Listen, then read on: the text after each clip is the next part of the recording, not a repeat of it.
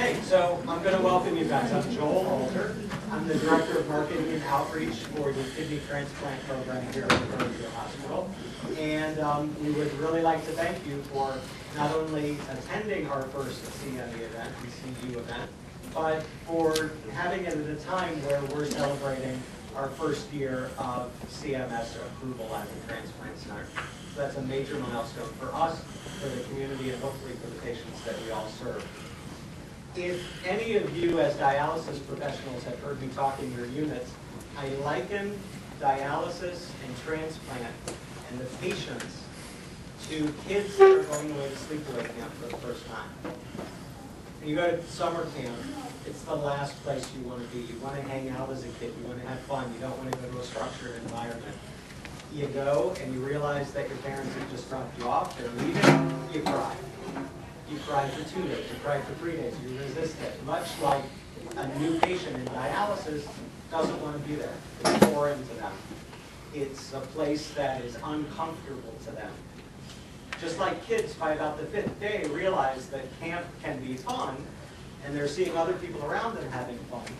So too do dialysis patients eventually settle into a routine that may not be fun, but is a real routine for them, not only to deal with their treatment, but you'll notice the phenomenon, much like kids who form relationships, they all start to care for one another. And when one is having a bad day, the other overcompensates. So if we take that analogy of summer camp to start dialysis, I would compare today's program to boot camp. We're going to throw a lot of information at you. We're going to have a lot of thought process today that hopefully will give you some new information and have you start to think about some things as they impact your work. And keeping in mind that every single person in the room, from a transplant perspective, is a potential advocate for their patients. It's one of those processes that the referral does not need to come from a doctor, does not need to even come from a healthcare professional. If a person is interested in transplant, they can present on their own or they can be referred by any source. So we thank you for being here to get this information. So to get right into it, I'm going to introduce our first speaker. That is Cosme Manzarbeitia. Cosme is the director of the kidney transplant program here at Chester Medical Center. He was the first fellow in multi-organ transplantation at Mount Sinai Hospital. He received his medical degree from a place that I always screw up, so I apologize once again. Universidad Autónoma de Madrid. That's short for Madrid University. And completed a residency in general surgery at North General Hospital in New York. His aforementioned fellowship at Mount Sinai, and his aforementioned fellowship at Mount Sinai. He has been a resource to the patients in our local community for many, many years, and we were delighted when the program opened that it could include Cosme's expertise and knowledge. He continues to teach us about transplant on a daily basis. He's an active member of literally all of the professional groups that we can be a member of within our community, from our OPO and supporting them on the clinical side, as well as within UNOS, which is the United Network for Organ Sharing. His most recent involvement with UNOS, as a matter of fact, is what's kind of qualifying him to be our in-house expert on the new kidney allocation system, which is the first topic of today. Cosme.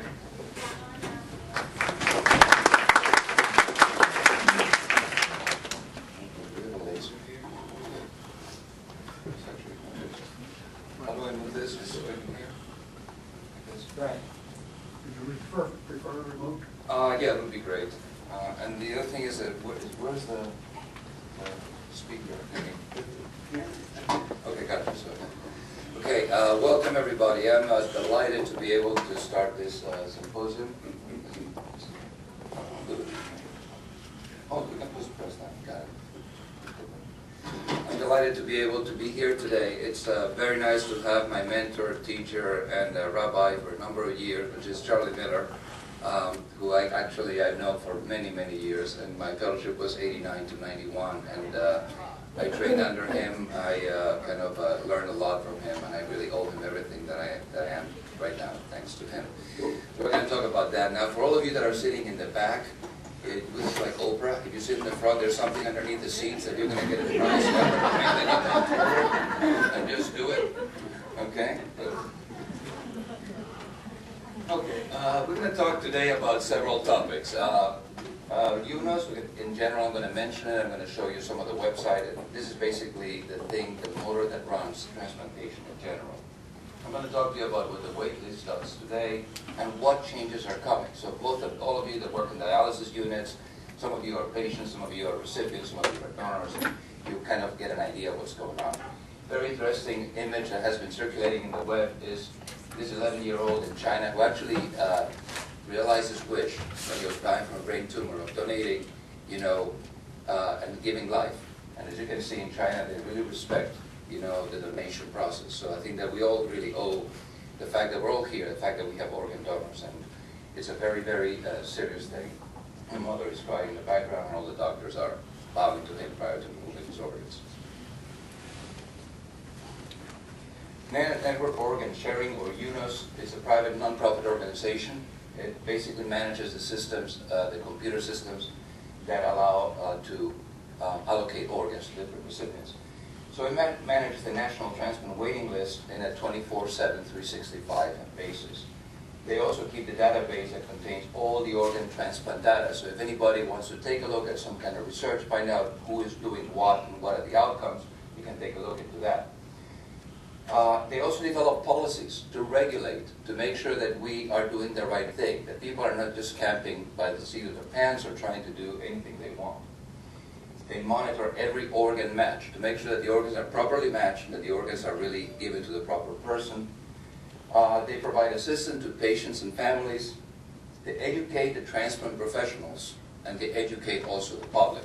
So it's a very very large job.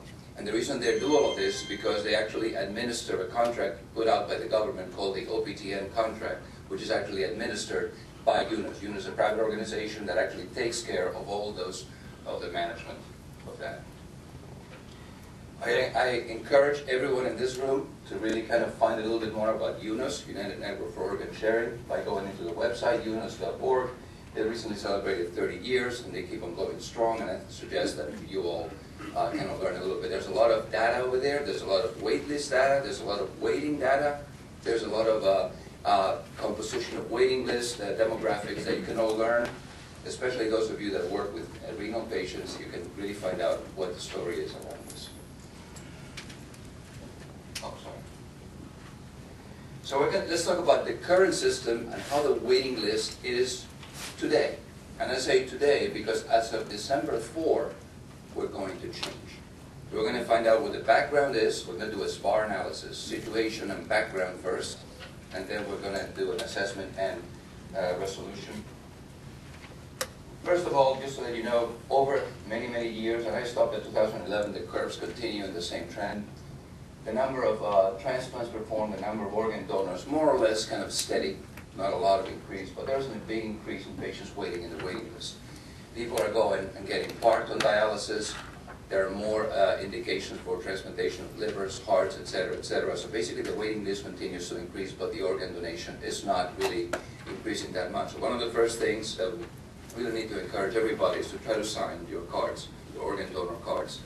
And try to also share your life and share your decision. If you have a decision to be an organ donor and you really believe in it, talk to people about it, because that's going to save a lot of lives down the road. And I think that that's an important thing. But there's a big gap. The waiting lists are comprised, and essentially they start with your center, which is your hospital. That's where you're listed. That's where you have been evaluated by your team. They go then to a local distribution.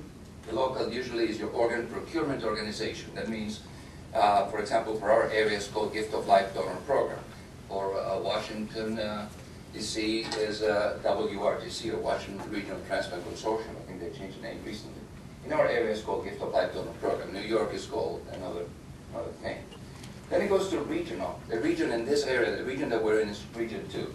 It includes Pennsylvania, New Jersey, Delaware, Maryland, District of Columbia, West Virginia, and Northern Virginia. So it's a pretty broad distribution area. Okay. And obviously there is the national list. So the organs in general get distributed first locally, regionally then, and then they go national in case they get turned down by different people. It doesn't really go by center. The center distribution was kind of abolished many years ago. It used to be the initial distribution, but not anymore. This is just to give you a snapshot, and I kind of printed only 2013 data, but the numbers are more or less the same. For all organs waiting at current time is about 117,000 people. For kidneys, 95,000. They comprise the bulk of this because the kidney patients, quite frankly, they can wait on dialysis, whereas the heart patients, the lung patients, the liver patients, they die if they don't get an organ. So that's a little bit why this list is kind of skewed this way. And just to give you an idea, these are the regions that UNOS has distributed. They're a little bit arbitrary. There's really no heads or tails of why the regions were made this way, but they really have stayed this way. And they have, right now there's a lot of talk about changing the regions, making them more equitable, try to distribute the organs more based upon need, etc., etc. But it's still the regions remain. As you can see, region 2 here, this is the region that I just mentioned to you. We are in this region over here. As if, for example, if you live just a little bit across the Pennsylvania border, you will be in region 9, which is New York, which is a very large list, obviously, and longer waiting time. So everything varies depending on where you are. Now, how long does a typical patient wait for a transplant? Well, in general, if you take a look at the overall data for all the country, okay, there's kind of a bimodal distribution at 3 to 5 years and between 1 to 2 years. So the bulk of it is going to be between 3 and 5 years. This is for all organs. And this is when you take away the other organs and just focus on the kidneys. Again, a bimodal distribution between about 2 years to 5 years in general. And I have to tell you that that varies a lot. In some areas of the country, you can get a transplant relatively quickly. They have short lists and abundance of organs relative to patients that are waiting. In other parts of the country, they have humongous lists, very little amount of donors, and they really don't, that's why things vary depending on where you are. That's why the average really, you see that it's kind of over here. In our region, the average is actually around here. Okay, people wait here on average between 5 and 7 years. We just did a transplant this weekend, and the lady had been waiting for about 7 years on the waiting list, 7 years of time. Even though when we talk to our patients, we tell them it's a 5-year waiting time. By the time that she really starts getting any kind of organs that are really usable is between 5, 6, 7 years. So that's in general something we have to take into account. Other areas not too far away, for example, New York, you can wait up to 10 years sometimes for a kidney. So the donors in general, if they just put the number of donors, there are in general 700 donors. They look great for region 2. We're doing a lot of donors. Okay, this is a great activity. But when you put it in comparison to the actual waiting list in our area, they really pale by comparison. We really don't have enough organs to go around. So I think that one of the important things that you know is that the reason we have an allocation system is because we truly don't have enough organs to go around. We don't have an allocation system to do cabbages because anyone can get a cabbage. You don't have an allocation system to do the hernia because anyone can get a mesh. But we don't have enough kidneys to go around. We don't have enough livers to go around. We don't have enough hearts to go around. So in general, UNOS does this. Deceased donors are reported to the Organ Procurement Organization in our area Gift of Life Donor Program. That moves into the UNOS computer system, then the transplant center, and then the candidates. Basically, this is the way that the organs get matched, okay? And in general, the candidates actually take priority over the transplant center because the transplant center doesn't take priority over the candidate. But, this is just a way to kind of graphically show you how the allocation kind of flow goes.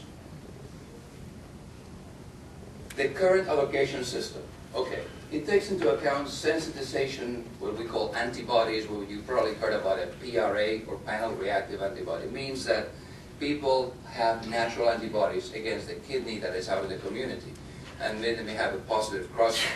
That prevents us from actually allocating this kidney to them. If you are sensitized, you're going to get a higher priority to get those kidneys. You're going to go up on the list, but you're likely not going to get that kidney because you are sensitized to many kidneys. The time counts on the waiting list since the patient was listed. Currently, since the patient was listed. So you could have been on dialysis for 10 years, you come to the transplant center for the first time, you get on the waiting list, your clock starts ticking from that.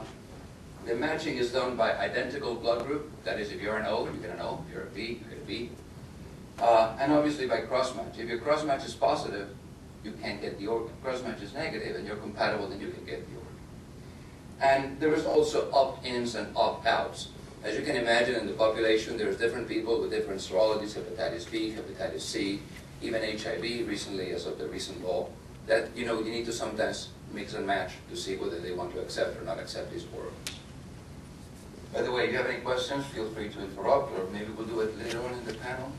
I don't know what the plan is in general. So here it is, what I call the ecstatic patient enclosure. That is because the best kidney is the living donor kidney. If any of you, and Charlie's going to talk a little bit more about living donors later on, but that is really the best kidney. The best kidney is the living donor. It's not allocated by a UNOS. There is definitely a role of paired kidney donation, and they create this change. Sometimes if the donor, somebody comes in and said, I want to donate to Joe, but I'm not compatible with Joe because my blood group is different. Sometimes we can go through chains of different hospitals where you donate to somebody in a domino effect, and then somebody who's compatible in another hospital donates to you. That has been worked very well. We work currently with the National Kidney Registry. There's also a UNOS paired kidney donation program. This allows you to time your transplant. Instead of having to wait for the organ, you can actually time it in a scheduled fashion. You guarantee an excellent organ with ultra-short preservation times and minimizes and avoids dialysis. Sometimes you can do it before the patient goes on dialysis. No wonder this lady is so off the wall, which is good. Now, what is the best of the rest? Now we're going to move into the deceased donor. The donor has already died. Usually a brain death situation, although sometimes is donation after cardiac death. But most of the times they're brain death. As you can see here, a little friend is very, very happy because he's getting a relatively healthy kidney. The standard criteria donors, and I'm going to tell you all the definitions, and then I'm going to throw them out the window later on, but you need to know what it is right now, what it's going to be in the future. Standard criteria donors are usually young, less than 50. They did not die from a stroke. They died from something else, maybe a car accident, maybe a head trauma, maybe something else. They have no diabetes or high blood pressure. They have a creatinine that's less than 1.5, that is, have good kidney function. They're considered, quote-unquote, healthy people. So those are the standard criteria donors. So obviously, whoever gets a standard criteria donor is going to be a very happy, recipient. Then we have the remainder of the deceased donor pool, which people are happy because they're still getting off dialysis. The kidney, however, is considered extended because the function may not be as good long-term. It's very good in short-term, it may be good long-term. However, they're still good kidneys that still give you several years of good kidney function. And if you really take your immunosuppression and do the right thing, those kidneys can last forever. In general, the ECD classification is age over 60 or age over 50, but you have high blood pressure, or you have a creatinine greater than 1.5, or you have diabetes, or that you died from stroke. So these are patients that are, in general, globally more sick than the other patients, the standard criteria donors. They're still good kidneys, they're still usable. We use a little bit more of a judgment call whether to allocate it to our recipients or not. For a standard criteria donor, we usually don't hesitate in allocating these kidneys. The problem about this classification is that there is a great overlap. There may be age and creatinine on this axis and function of the kidney in this axis. For a standard criteria and for extended criteria, they may overlap. Some extended criteria donors, despite the fact that they fall technically upon the extended group, they may actually have excellent function. And vice versa. You may have a young donor who apparently on the book looks great, but because of the mode of death, his creatinine is 4 and it remains 4 for the 3 hospital days that goes before donation, and maybe that's not such a good kidney to use. So we have also, there's a great overlap. So this became a problem, and one of the reasons why we started thinking about changing the allocation system.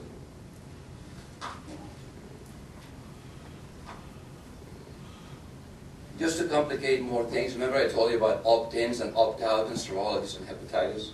Well, both these donors can also have or not hepatitis C, or not hepatitis B, can also be what we call high-risk donors.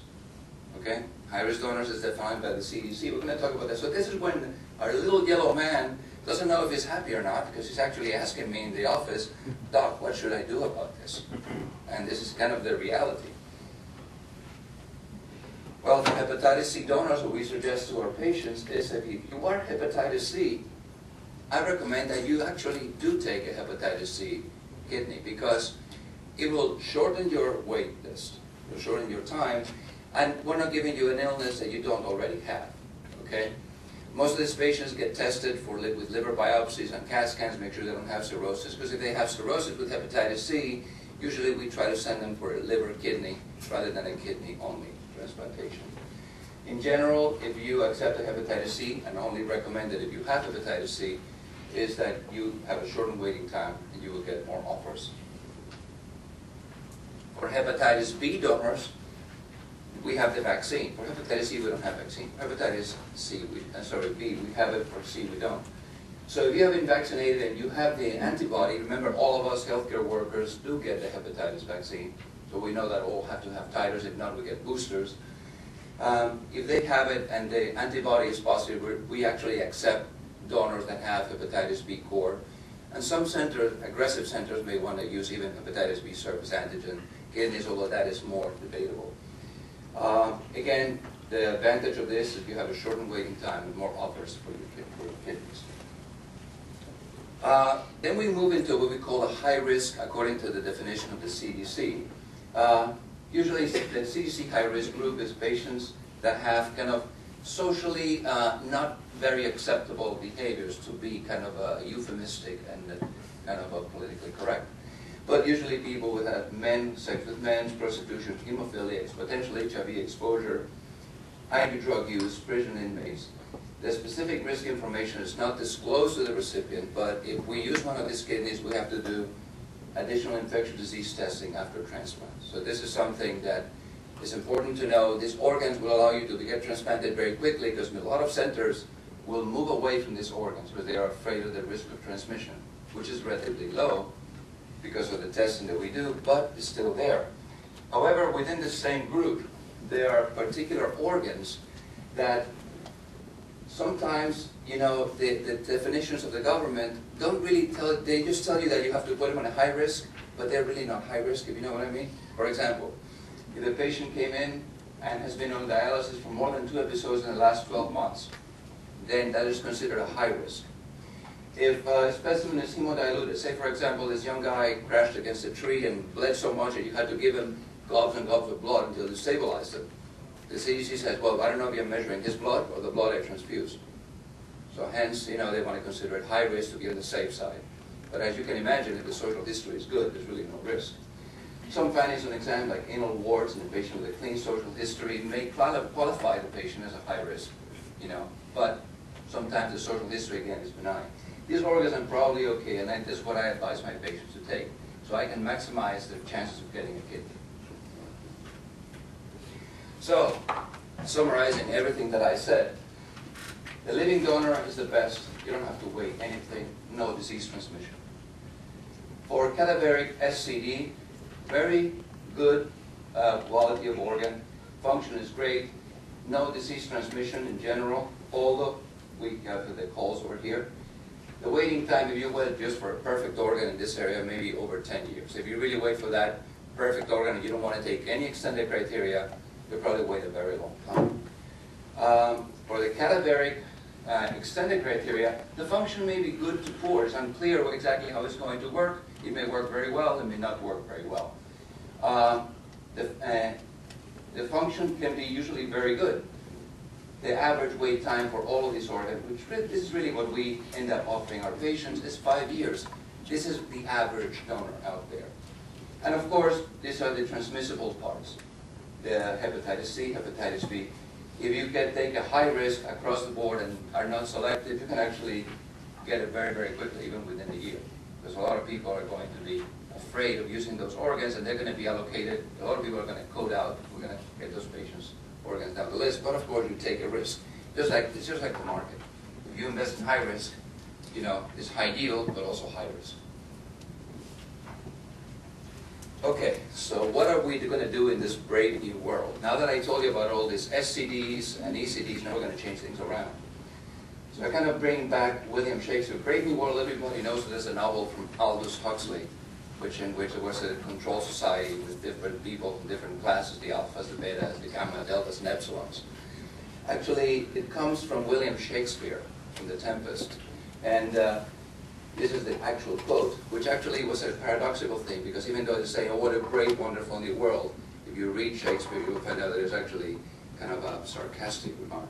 But the question is still a debatable thing. A lot of people are unhappy about it, a lot of people are happy about it, but there are reasons why it has been done and is happening. And there's consensus, believe it or not, after many years. You know that. This has been developed in response to a higher than necessary discard of kidneys. Many kidneys were being thrown away because they were not being used, even though they were reasonable kidneys. There was variability in access to the transplant for candidates who were harder to match for biological reasons. People that were really sensitized were not getting the proper offers with the old system. And the matching system resulted in unrealized life years and high retransplant rates. What this means is that we actually had people that were getting kidneys but not really keeping those kidneys for a long time. Kind of defeated the purpose of transplantation. Okay? We need to make sure that not only they get kidneys, but they live a long time with those kidneys. So for all of you who are in the dialysis units or patients who are waiting, what will change and what will remain the same? Well, as I'm going to explain in a minute, many will not see any major change. The time spent is still a major factor. You don't lose your credit for being on the waiting list. However, what some may see is if dialysis began before being listed for a transplant, your clock kind of moves back to the time that you started transplant, you started dialysis. So all of a sudden, people that maybe were that guy that I told you before, in 10 years in dialysis and just got listed, what happened? Okay. That person is going to go up and, oh, this is good.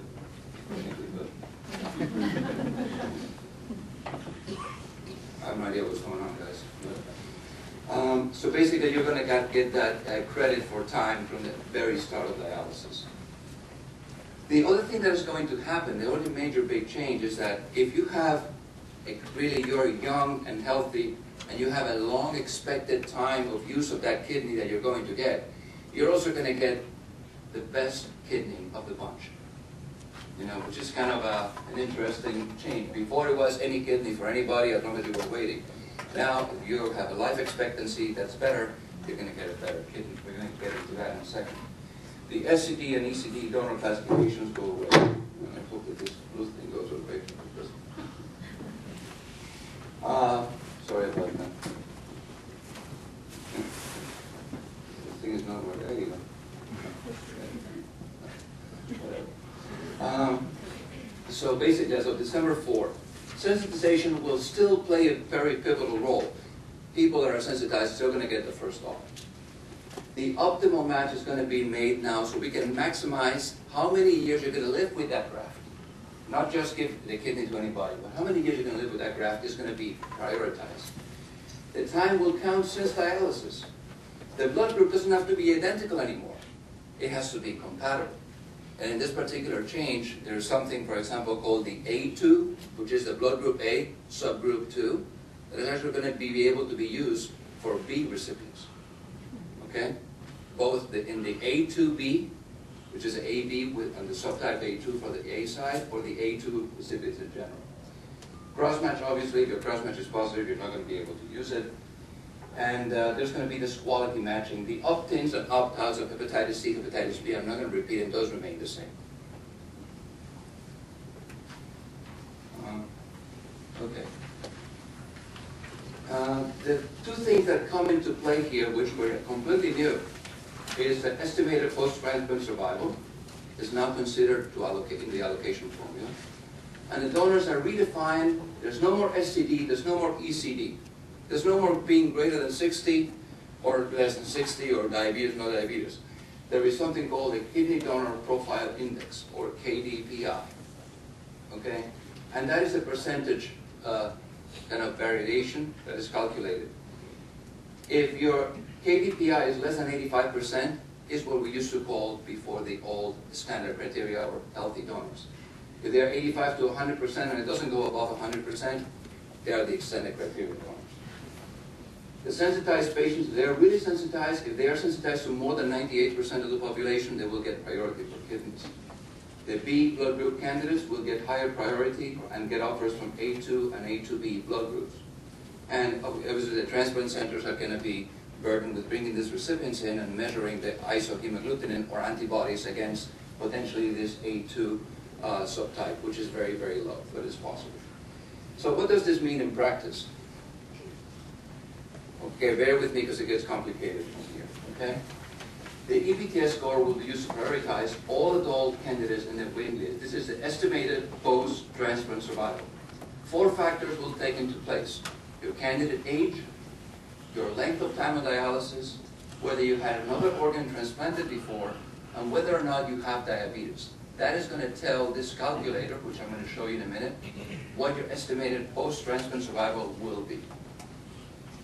If you have an EPTS score of 20% or less, believe it or not, it's kind of counterintuitive, but 20% or less are the healthiest people, the people that have the longest lifespan, will have increased priority for receiving kidney offers when the donor's kidney donor profile index, the KDPI, which I'm going to describe in a minute, when you have a relatively good kidney of 20% or less. The KDPI is just the opposite of the EPTS. EPTS, 20% or less is long survival. KDPI, 80% or more is bad survival. So 20% is a good kidney. The EPTS score will not be used in the allocation of kidneys from donors with KDPI scores greater than 20%. And we're going to get to the KDPI in a second. They both work in tandem here. This is a moving target because you can imagine if age takes into account your survival and transplant, you are going to have a lower EPTS score next year than you have today, because age is going to be factored in every time that an organ gets allocated. The EPTS score, again, is a numerical measure used in the new kidney allocation system. Ranges from 0 to 100. If you're a lower EPTS score, you are expected to have more years of graft function from high longevity kidneys, meaning good quality kidneys, compared to candidates with higher EPTS scores. And for those of you who love mathematics, which I'm not one of them, this is the formula here with the logarithms and everything that you can actually copy and enjoy yourself.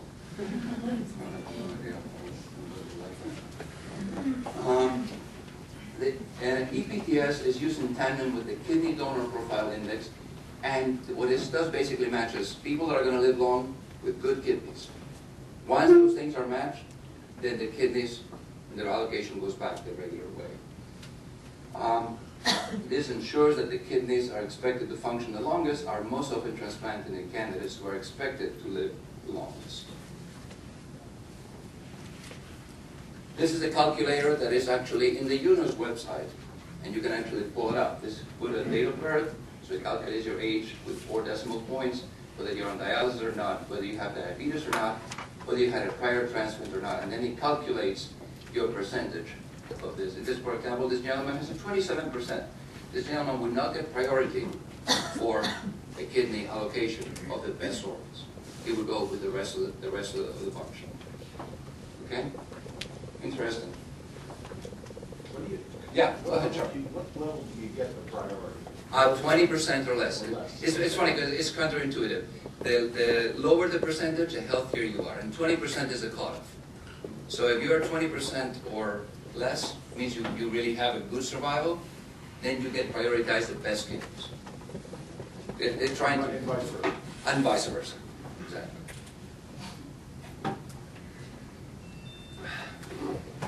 Okay. Let's move over now to the other thing that takes into account in the new allocation system, the so-called Kidney Donor Profile Index, or KDPI. This is a numerical measure that combines 10 dimensions of information about a donor, including parameters that I'm going to talk to you about. This basically, what it does, it maps something called the Kidney Donor Risk Index. Kidney Donor Risk Index, if you put all those factors into a calculator, gives you a number.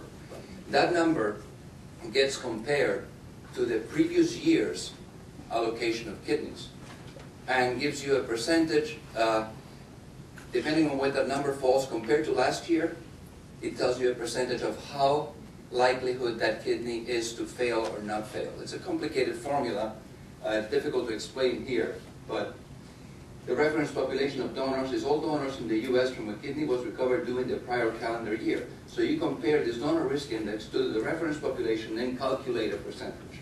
That basically tells you in summary, if your KDPI is low, your kidney is better. KDPI is 50%, you're about the average kidney that was used last year, so you're okay. KDPI is 95%, that is a kidney that very few people used last year, you know, and is very high risk of graft failure. That's why people didn't use it last year. For example, a donor with a KDPI of 90% has a KDRI greater than 90% of donors in the chosen reference population, which was last year's organ allocation. It's a way that the community has decided to kind of gauge the risk of the donor. Lower KDPI scores are associated with a longer function.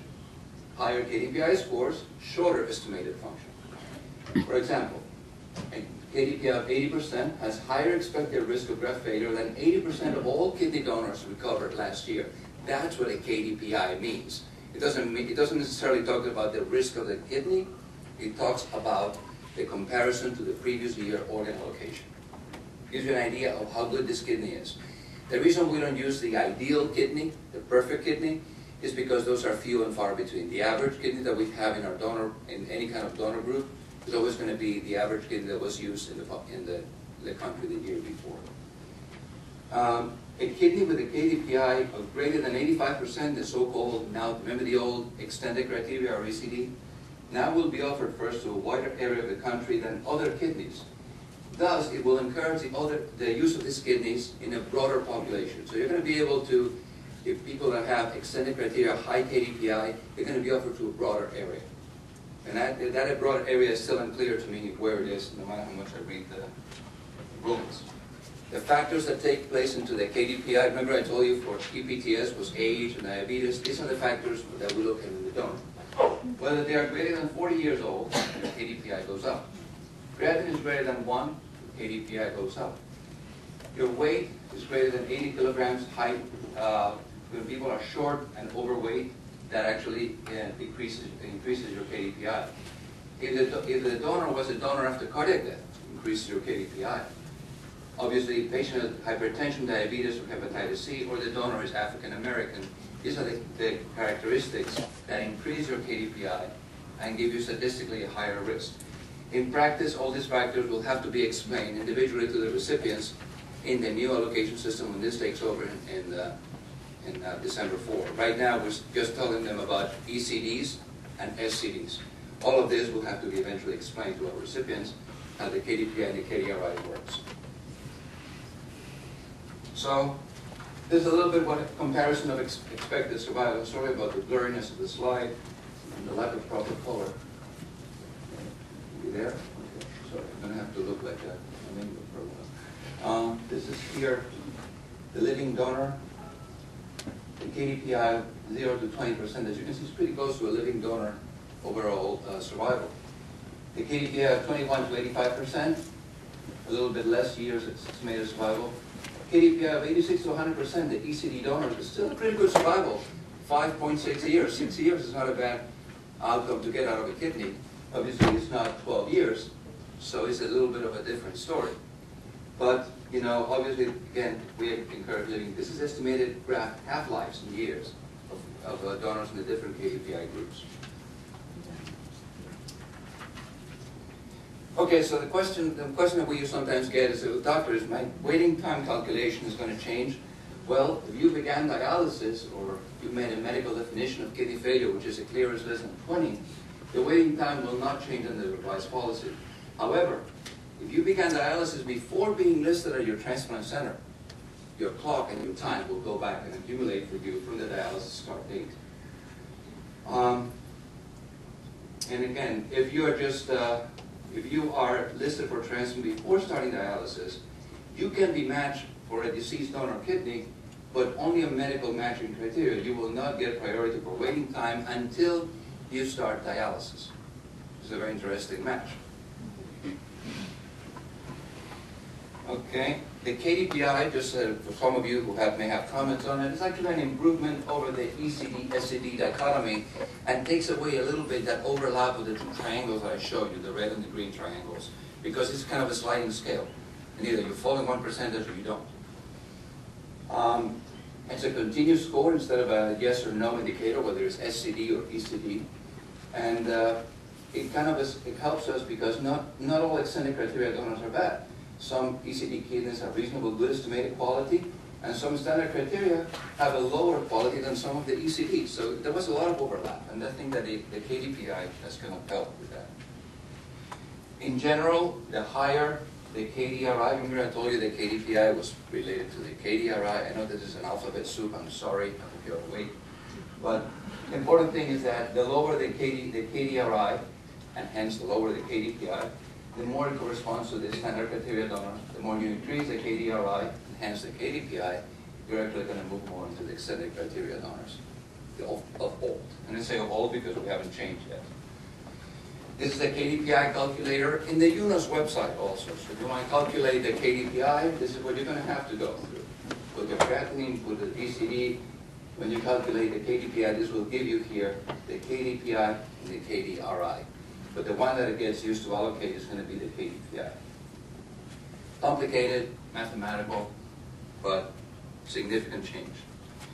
Now, how is this going to affect our own waiting list? We did a kind of a temporary analysis, and probably for a waiting list, the new allocation system will allow them to increase their waiting time. Whether that is going to, in our particular waiting list in our center, going to benefit or not, it depends on what the change is in the other patients that are listed in our waiting list. We really aren't clear yet what this thing is going to do.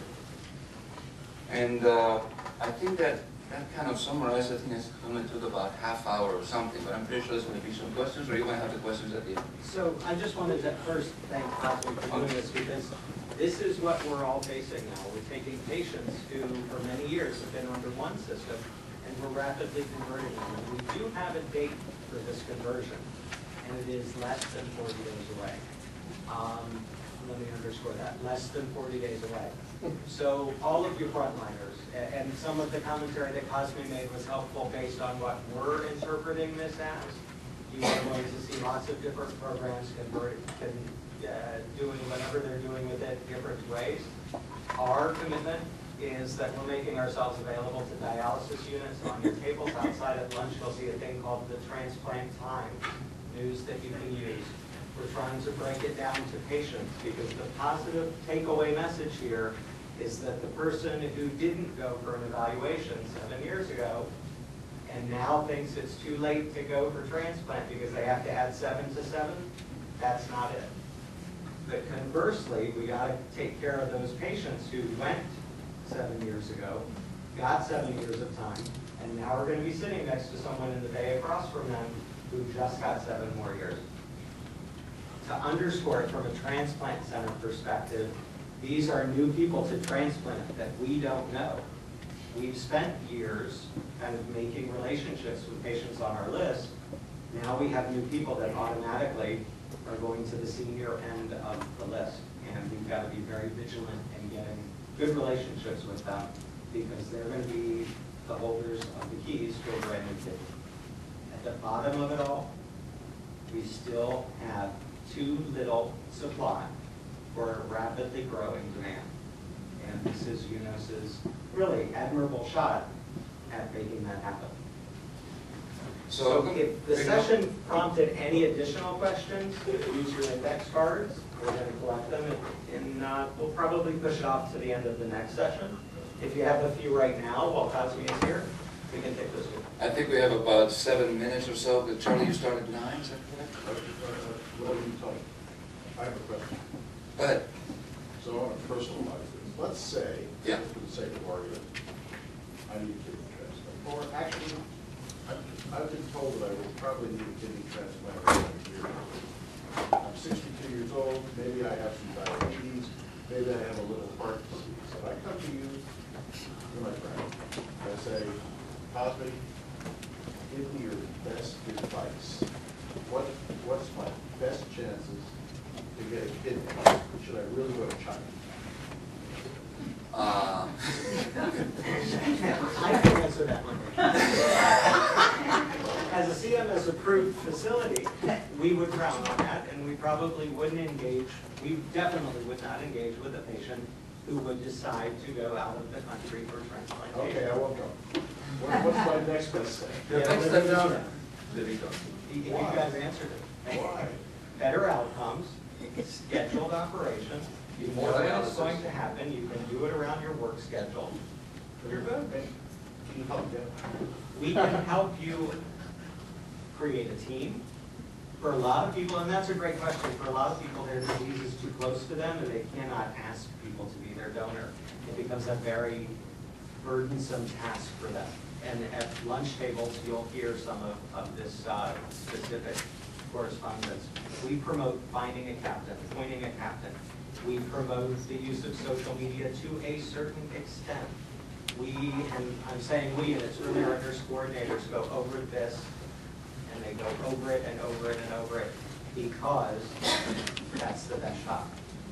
And we're happy that our transplant population currently includes 25% of the total number of transplants that we've done here have involved living donors. And that doesn't happen by accident. It not only happens by getting people linked up, but it's being bulldogs. Once there is an identified living donor, until that donor drops off, we have the responsibility to make sure that we're doing everything on behalf of our patient that the donor allows us to still be respectful of the donor.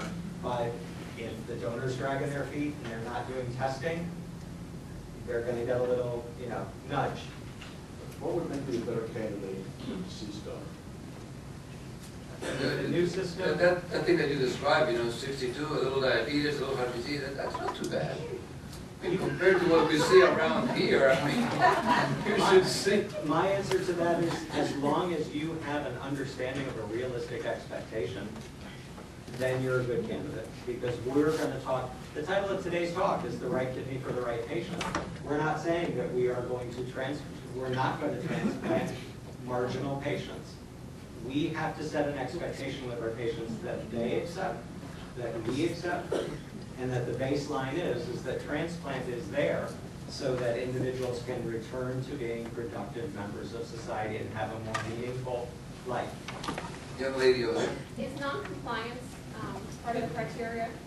I find that's a huge issue. A lot of people that say that they would be willing to donate, but they don't want their kidneys or organs to go to somebody who is an IV drug user or not taking their medication or not doing what they're supposed to do. They'd like to wait. So the question in the table is, for those of you who didn't hear, is that is non-compliance an issue? So patients have reservations about donating kidneys, so people are not going to keep them. And non-compliance is sometimes an issue in our evaluation of our recipients. So if somebody is non-compliant, we really don't feel they're going to sustain their graft if they're given to them. They have issues with compliance with dialysis already. In general, we try to rule those patients out, try to help them first, and if that fails, then we try to rule them out, because it's not just doing the transplant, it's actually the compliance that you're mentioning that's very important. And the concern that you have and that the patients have about donating to that, everyone has that concern. So yes, you're correct. It's something that we do monitor, that we kind of try to help, but if we failed, patient is really non-compliant, we remove them from a waiting list or just remove them from consideration in general. So yes, that's very important. But we do that with our partners. Okay, our social worker knows that the first step of her psychosocial evaluation for a patient who is currently dialyzing is to call the dialysis unit to get a good footprint on the person. All of you that work in dialysis know that a patient who starts dialysis may be non-compliant and just doesn't want to be there, doesn't get it. 3 years later, they got it because there were hospitalizations, there were threats to his overall well-being. He's getting better. He's pulling himself up maybe 30 minutes early instead of 2 hours early. It's all negotiation. It's that relationship that we have to forge with our patients that you guys as frontliners do every other day with them, and we applaud and commend you for doing that. And we have to follow your lead because your stakeholders do. Because the last thing that you guys want to see is a patient come back, unfortunately, to your unit due to non-compliance or non-caring for that organ. Rick? Yeah, I was curious why there is an independent factor of African American for the score. I don't know the exact reason why there is, but it just statistically, in general, African Americans in general have more incidence of hypertension and chronic kidney disease than non-African Americans as a group, whether Hispanics, whether Indians, whether any other race. So I think that that's one of the reasons why when they did the statistical analysis of the data, it emerged as an independent factor in a multivariate analysis. So it's not because there's discrimination against African Americans. God knows that the majority of our recipients are African American. It's just that it is a risk factor for bad disease. The same way that, I don't know, being Caucasian is a risk factor for polycystic kidney disease because it's an autosomal dominant that is prevalence is in the white population. So our follow-up is that also in that formula, Yeah. you have to put in blood pressure, diabetes. Yes. So wouldn't that take care of that issue? So I think Dr. Margolis has, Okay, Dr. Margolis are Hi, Rick, how are you? for those of you on this side of the room, right down the Basically, the answer to your question is that African Americans have the highest prevalence of chronic kidney disease and end-stage renal disease. Okay. Then the question is, well, why? Why do African Americans have the highest prevalence? Yes, they do have a high prevalence of hypertension and diabetes, but they've actually also found that for whatever reason, African Americans tend to have a lower amount of nephron mass compared to other ethnicities. We don't know why that is, and so that's why they have a higher prevalence of chronic kidney disease and end-stage renal disease, because for whatever reason, genetically, they tend to be born with less nephron mass. And so because they're born with less nephron mass, less filtering units, they're higher risk for these types of complications from hypertension and diabetes. So I hope that helps because Yes, Definitely. thank you. That's a I great think thing. why you were asking, and I'm pretty sure that's why they included that because Right. just being an African American, you're at higher risk for chronic kidney disease, ESRD, than a person of another ethnicity or another race. So I'm sure that that is why that factors into that equation. Okay, thank you. No problem. And that actually makes sense because all of this was done in a multifactorial analysis. And they would have been cofactors. If hypertension and diabetes would have been the only, then African American would have been kicked out in the Right. multivariate analysis, and it didn't. Right, right. So I And think that is the reason. we just earned your price of admission today. This is what happens in transplant all the time. We learn from one another. We look at things from every different angle. Every voice has an equal share in it, and everyone's expertise comes together, and at times can be pretty head-to-head, but is generally always done well-spirited on behalf of the patient.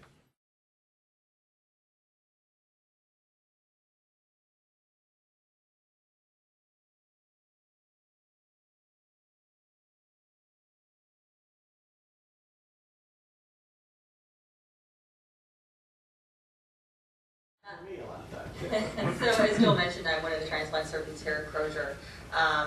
I did my training in transplant in the University of Northwestern and also in the University of Pittsburgh, and my residency was in New York. So I've kind of been all over.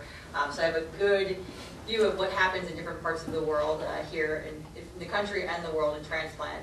And so today, obviously, we have this panel that we've gathered. We've assembled a panel of transplant experts whose obviously backgrounds and familiarity make them experts in this. I will introduce each of the speakers by name, and then we'll get rolling. Each of them will be available to answer questions afterwards. I have some questions here from the audience, and anything that anyone comes up with in the meantime. So our first panelist is Mr. Kelchner, Bob Kelchner, who is an expert on living donation as he received this gift of life twice. So. Yes, good morning. My story started back in '78. I came down with a renal disease. My doctors were here at Crozier, Dr. Sorcelli and Dr. Westby. They followed me for 14 years. And when it came time for transplant, Dr. Sorcelli says it's time now, if you have anybody that wants to donate, it's time now to have it done. And he made a referral for University of Penn. And I was fortunate enough to have 12 members of my family, including my wife Sue here, to go to the University of Penn and be tested. I had a few matches in that group, and Sue was one of my matches. In 92, you gave me the kidney, right? 92. 22 years ago, matter of fact, October 1st, she gave me her kidney. It worked really great for 16 years. Again, I was followed by Crozier doctors here, and it started to fail, and unfortunately, again, my daughter was a match for me, and our daughter, I'm sorry, and she gave me the gift of life. For me, it was just a great opportunity to, once I was well, we were still continuing traveling a lot. I get an opportunity for another person to receive that organ that I might have been receiving. So she actually saved 2 lives. Again, I haven't skipped a beat. Been on the go. We've been on the go. We just came back from Europe for a month. So life has really been really great for both of us. Okay, thank you very much.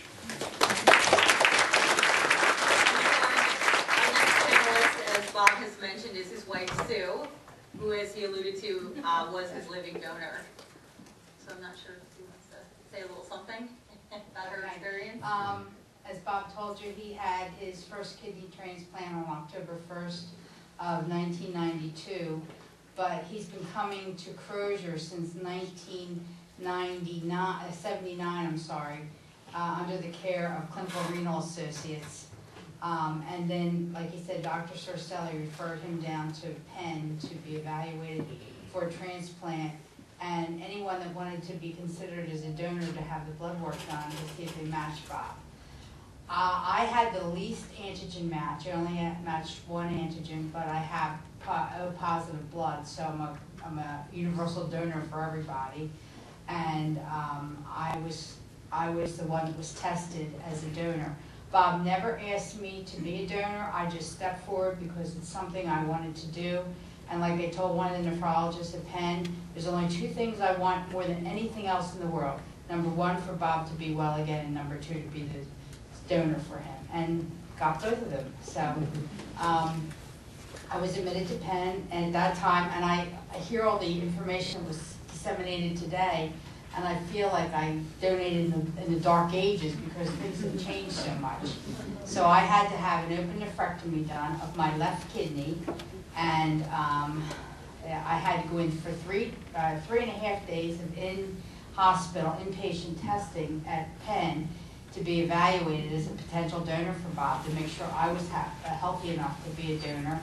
And then I got the final results around, I guess it was around 8 o'clock on a Wednesday night, and Thursday morning at 7 o'clock we were in the operating room, having my kidney taken out and then transplanted into Bob.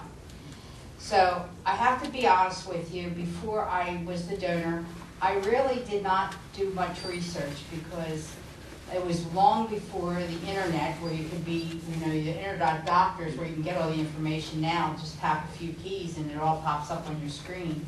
That wasn't available back then. Living donation was not talked about that much, and spouse-to-spouse donors was pretty much not even done that much at all. I think Bob and I were the 13th couple at Penn that did spouse-to-spouse transplants. So I have to be honest and say I didn't ask that many questions. I just knew that if I was healthy enough to give Bob a kidney and it would work in him, I wanted to do it, so I did. Post-op, I had no problems at all. I went home a few days after the transplant, and Bob and I both were discharged the same day, and I went back to work 2 weeks later because I worked for a cardiologist at the time, and I couldn't pull anything over on him. So I had to go back to work, so he kind of guilted me into it, and I went. So I have to say, psychologically, like Dr. Miller said, it was one of the most rewarding experiences of my life to be able to donate a kidney to Bob. And I know Bob's my husband, but he's still my fellow human being. And to be able to make a difference in somebody's life is more than I can tell you what it does to you emotionally, satisfying to you and gratifying to you. I never regretted once being a kidney donor to Bob. I never hold it over his head that you have to do it because of what I did for you. Never. I swore to myself that I would never say that to him, ever in my lifetime. You never So- used it when you wanted to take out the trash? Oh, he doesn't mind doing that. So I would highly recommend anybody that wanted to be a living donor to go ahead and be tested and be a potential donor for somebody and give somebody back their life. So now that we've heard a little bit about living donors, as we all know that a vast number of, as we know that a vast number of our patients receive organs through deceased donor. Obviously, the decision to donate is an extremely personal one, and being faced to make that decision for somebody else can be even more difficult, especially during a difficult time for a family member. We'd like to thank Pam Gleason, and we'd love to hear her story.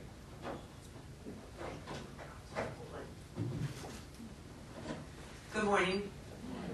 I was faced with a challenge 17 years ago when my 13-year-old diabetic child, and I've read that they don't take from diabetic, but my personal experience is that my 13-year-old diabetic was riding his bicycle and he was struck by a speeding motorist on a cell phone and was tested, and the following morning was pronounced brain dead. And through the night when they gave us the preliminary prognosis, we had asked the question as an insulin-dependent type 1 diabetic, could he be an organ donor? And they sent a team to the hospital.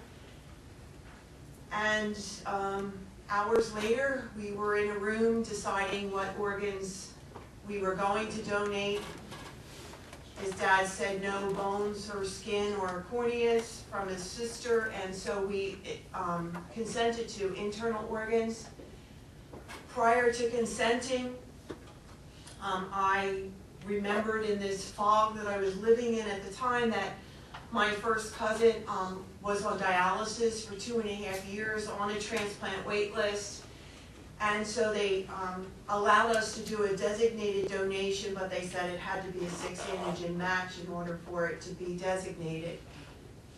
And so they took him into the OR 12.5 hours later after they pronounced him brain dead, which seemed like a really long time for a family to wait. However, now I know what the process is about with finding the candidates that match up. And then the next day, we got a phone call to say that they were able to recover his liver and both of his kidneys. His right kidney was significantly bruised, and since I have found out that it was offered to several surgeons, and it was turned down because of the bruising. However, it was accepted in Pittsburgh by a physician whose patient had lost 2 grafts in less than 3 months. And it was a perfect match. So they took the offer, and he lived for 14 years and died from prostate cancer 14 years later. His left kidney was a perfect match for my first cousin, so he has his kidney, and he's doing well, and his liver recipient is still doing well 17.5 years later. So I just share Christopher's story, so I share his legacy, but also the success of transplantation.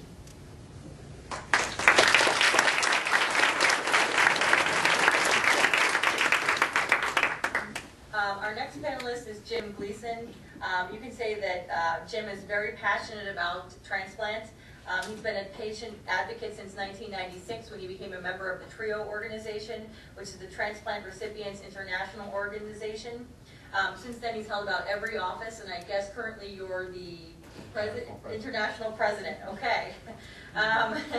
So, of course, you can say that he holds the TRIO and its mission close to heart. By the way, he received a heart transplant on October 19th, 1994.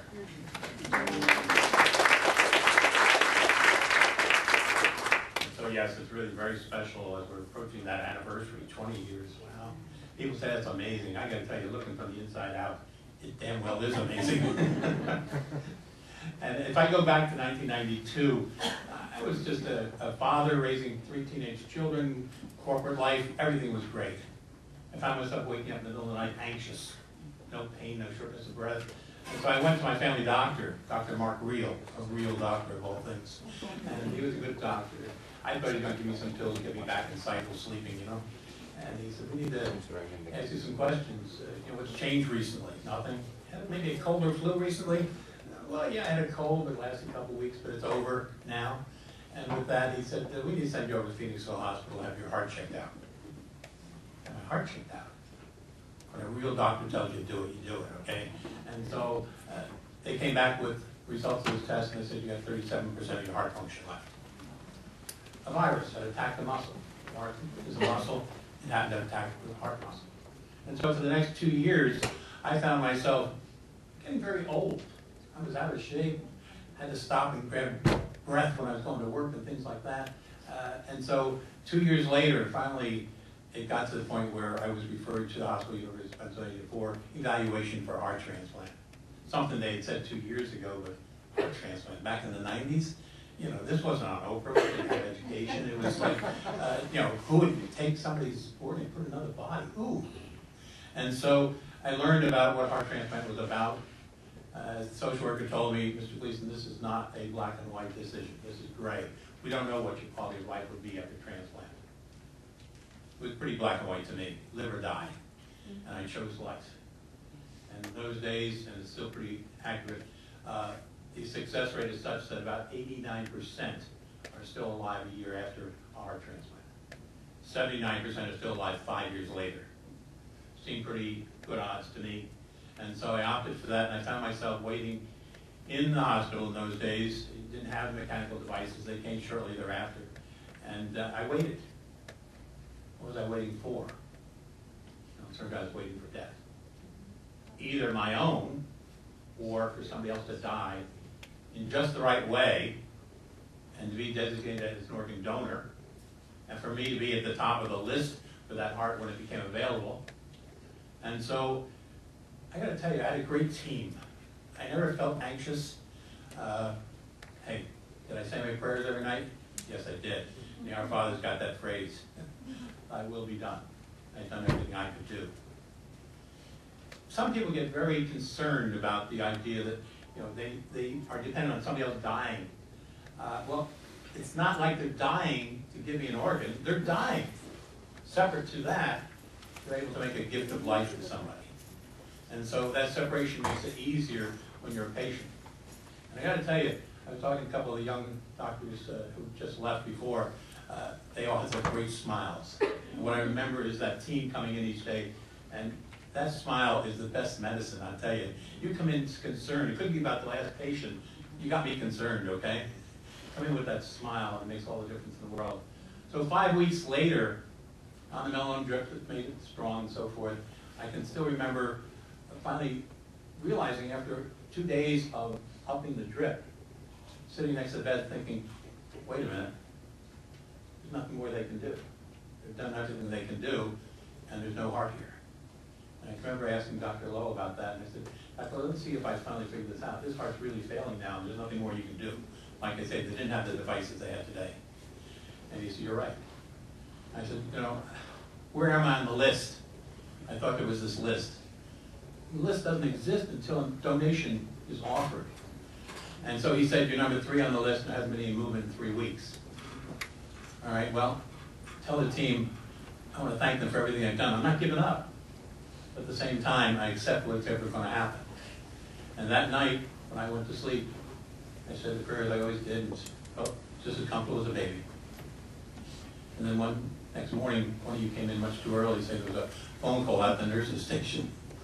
It was Heather, my transplant coordinator nurses. I went out there, my IV pole and toe and slippers. She had that message. She said, I think we have a heart for you. It's been 20 years. I still can feel that same thing I did that day. It comes back every time. And I said, thank you. I looked up and I said, thank you.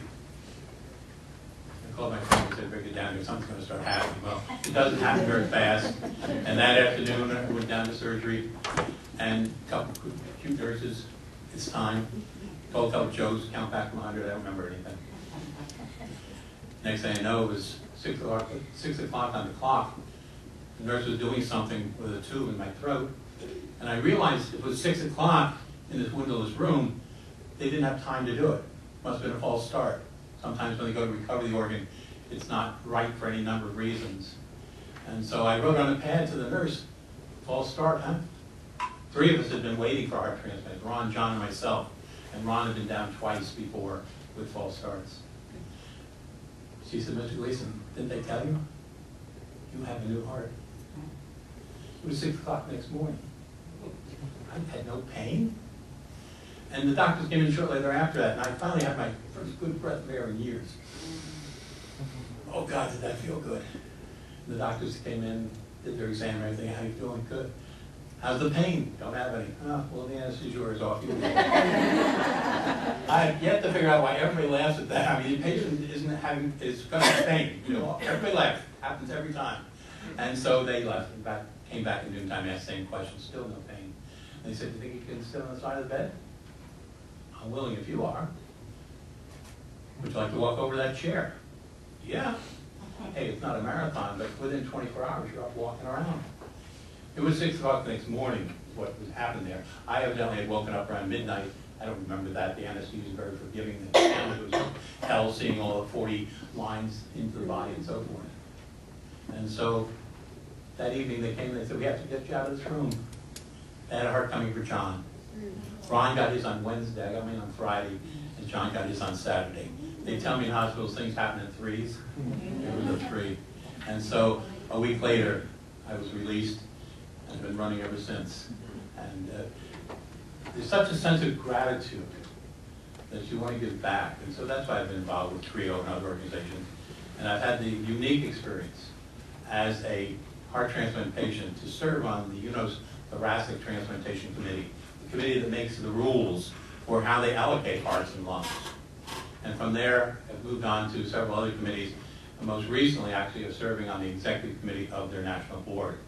And so it's really been a great blessing to be involved with the Gift of Life program, volunteering here as speakers, going out, meeting people, and sharing the success of transplantation and urging people to make that decision to be an organ donor. Some small percent actually get to meet their donor family. And so I have had the blessing of meeting Gilberto, brother to Roberto. Roberto was celebrating his birthday on this day of the month, the 9th. He was at the wrong place at the wrong time, got attacked in the street, beat about the head with a baseball bat. Ended up in a coma. Now, you're not dead if you're in a coma. But 10 days later, he progressed to brain death. His brother, Gilberto, made the decision, he didn't have registries in those days, and so his heart ended up over here in Philadelphia. And I asked many a group, Roberto was dead. Was his heart dead? I don't know if you can say an organ is dead or alive, okay? But if it was dead, I wouldn't be sharing his story. And so, where is his heart today? It's here at Crozier. Pretty special. And so, I'm coming up on that 19th anniversary, and it's really been very special. TRIO, we have some materials out there. We actually wrote a book for children who are in a family facing transplant. This is one of our members' story, dummied down, and the kids of families actually illustrated the book. So if you have a family out there that has a child in their family that needs to understand transplant, help yourself, you got them out there. And that's the kind of thing that TRIO does. And so in culmination, the final part of my story, it's a wonderful story. I got to give this donated heart back to a donor mom. And so in 2005, the fellow volunteered to Gift of Life donor program, and I got married. And so Pam and I became husband and wife, and we brought the two sides of this whole process together. And so that's why we're here today.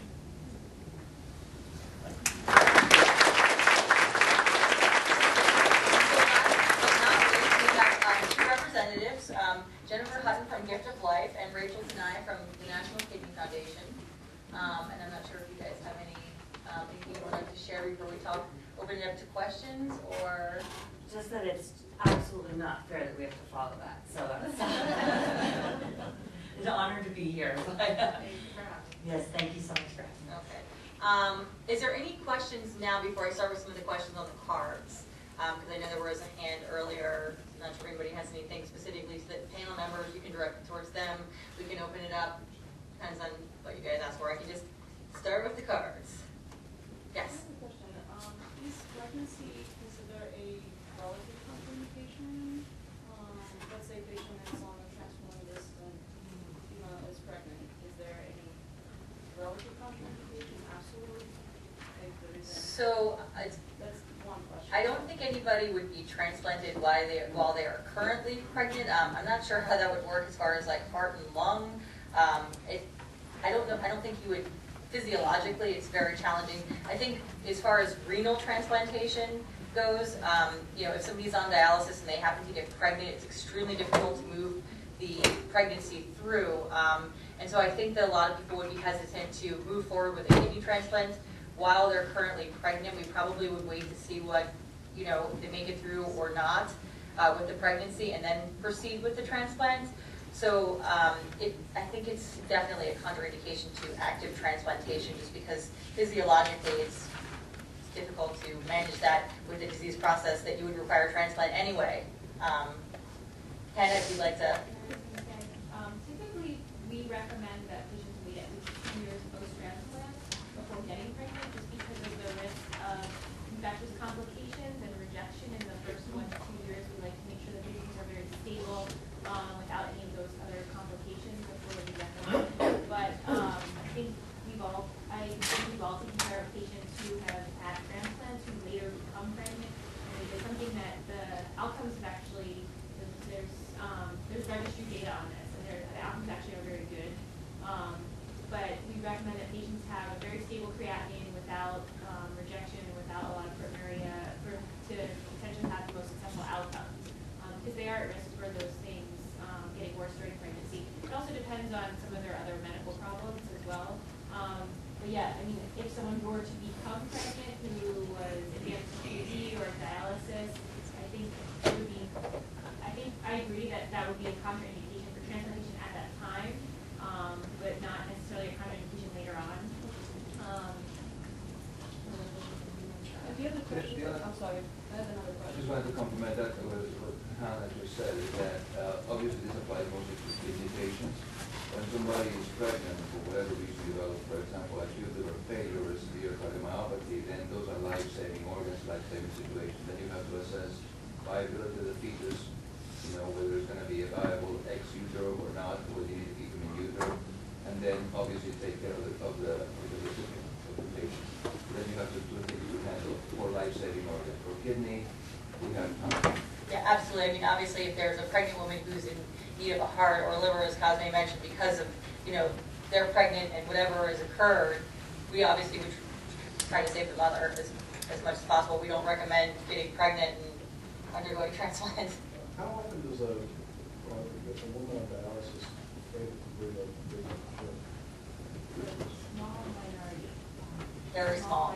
Very small. Usually the fetus does not make it to term. Typically, those patients would require almost daily dialysis with a UN less than 45, and then even with that, they still have a very high risk. And your second question? The second question, I understand that UNOS is national. Internationally, are there circumstances that are unique enough where organs can transfer country to country? If there is a So interestingly enough, obviously in many other countries they also do transplant. Depending where you are in the world, depends on what modality you're using. Most countries are not as successful in doing the deceased donor as we are here in the United States. They don't have the setup. A lot of patients will actually come to the United States to be transplanted, or will get living donors in other countries. But typically organs don't cross countries, just mainly, I mean, I guess you could, but potentially there's a time factor involved. So most of the time the patients will travel.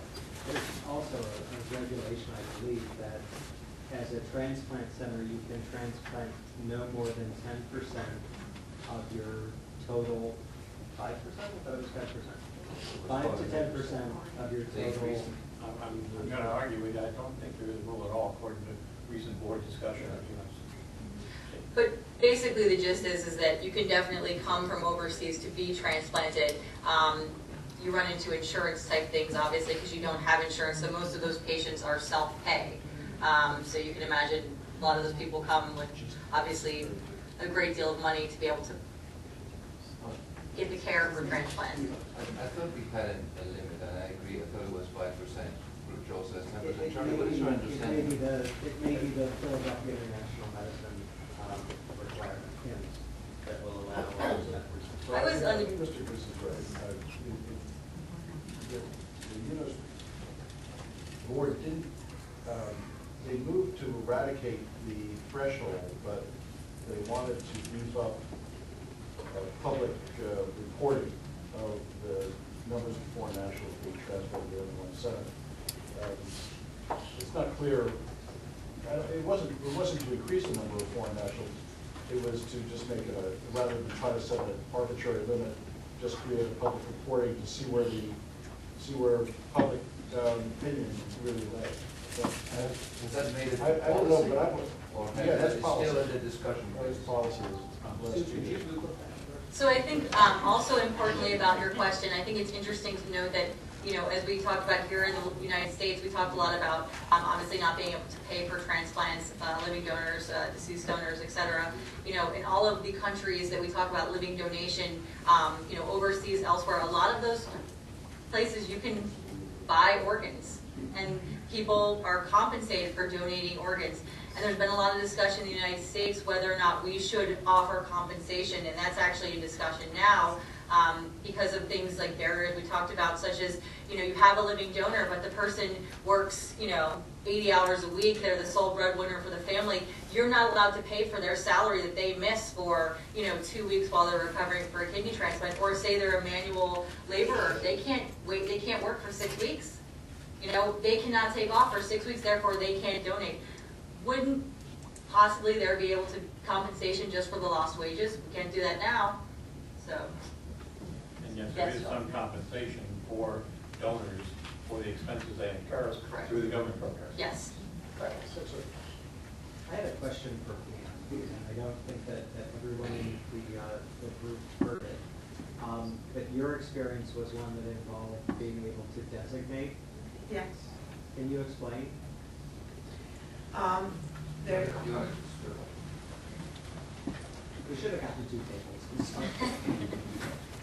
for deceased donors, you are not allowed to designate to any race or color or creed, or you can't say it has to be somebody over 50 or whatever. It's just an anonymous process, and the person at the top of the list gets those organs as, you know, they meet the criteria for the specific organs. But in the case here, and it has been done in many other cases, where when someone passes and they become an organ donor, if there's a family member or a close relative that is on a waiting list, and they have to already be on a waiting list, because you have to give specific information when you designate that donation, and there's still even then no guarantee that that person is going to get that donation. So in this case, it had to be the patient's name, his social security number, his date of birth, the center where he was listed,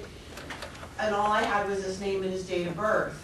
So we had to call him at like 4 o'clock in the morning to get this information that he needed.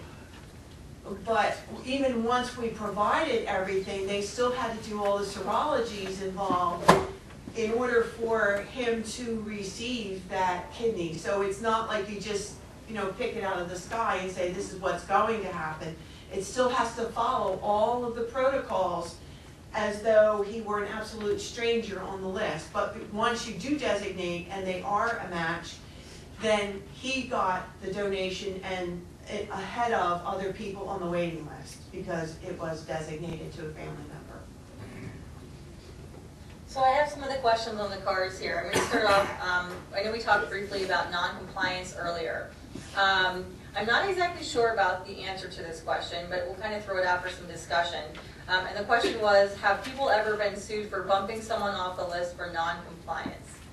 So I don't know about the suing part, but I do know about non-compliance and having people, unfortunately, have to leave the waiting list. unfortunately, as we talked a lot about today, in supply and demand, you want to make sure that you're ensuring that these very small number of organs are going into the best homes possible. Therefore, the last thing you want to do is give a kidney or a heart or a lung or a liver, anything, to somebody who's not going to take care of it. Now, somebody who's demonstrated non-compliance over long periods of time, even with contracts, etc., who is still not maintaining what they need to do in order to hold up their end of the bargain, then yes, they are delisted for non-compliance at times. And I think that that's the only thing that we can do in these situations. I don't think that there's an ability to sue for non-compliance. I mean, obviously, we do a pretty good job of trying to make sure that we've, evaluated from every possible aspect that we are, in fact, giving this person the best chance to get a kidney transplant or a lung transplant or a liver transplant or whatever it is. And each organ actually comes with its different various degrees of non-compliance and issues. And then also the next question, if anyone else has any. The next, sure. Within the past couple of years, there has been some news stories about, I think it was a teenager out in the West who got turned down because of his, I'm trying to recall, it wasn't exactly non-compliance, but it was because of his lifestyle or something at the time. And the family got very upset, did take it, went to court, or whether it got out in the public domain. It got reversed. The hospital finally turned around and said, okay, well, I think he was, even had an ankle bracelet on at the time he was in the hospital. And so whether it went to court, and I don't remember, then of course you have your Philadelphia case with the pediatric lung situation. That wasn't for non-compliance, but there's a legal situation where in one sense, she wasn't listed. And she was listed, but the rules were in place that kept her from being eligible for an organ that would have gone to adults first. And that went to the courts and got mediated very quickly, and then UNOS did an emergency situation and came up with a solution.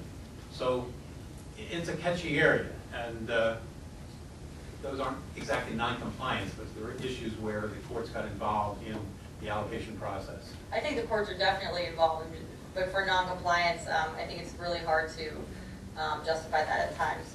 And then the next question is, do incarcerated people get priority with organ transplants? This seems counterintuitive. As far as I'm aware, I don't believe that that's the case. I've never experienced that. I think it's really hard for you to be incarcerated and actually get an organ transplant, mainly because it's hard to receive, to get these patients back into the facilities, to get the actual evaluations, et cetera, get the testing. I mean, I don't know if anyone's ever taken care of or had to deal with people who are incarcerated, but even follow-up can be very challenging. So I don't think that that's the case. I've never seen that be the case. In fact, I've never been involved with somebody who's been incarcerated that's been under evaluation for transplant in any of the places where I've been. So, Anna? I think maybe that question came up because I know that we used to have some prisoners who would dialyze in some of our units, and so I think that's where the question's probably coming from. Typically, the approach to that